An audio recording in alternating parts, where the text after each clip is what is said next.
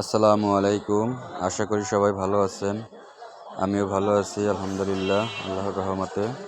টিউবওয়েলের কাজ খুব সাবধানতার সাথে নিখুঁতভাবে করতে হয়, কারণ চুল পরিমাণ লিকেজ করলে পানি উঠবে না, মোটরে উঠবে না, টিউবওয়েল উঠবে না, অনেক ঝামেলা করে। এজন্য আমাদের খুব সাবধানতার সাথে কাজ করতে হয়। লাইন টানার পর দেখা যায় যে কলে হাওয়া ধরে বা মোটরে পানি ওঠে না, এরকম সমস্যা হলে খুব ঝামেলা হয় যে ঠিক কোথায় লিক করে বা হাওয়া ধরে খুঁজে পাওয়া খুব সমস্যা। এর জন্য আমাদের প্রথমেই নিখুঁতভাবে সুন্দরভাবে কাজ করতে হবে।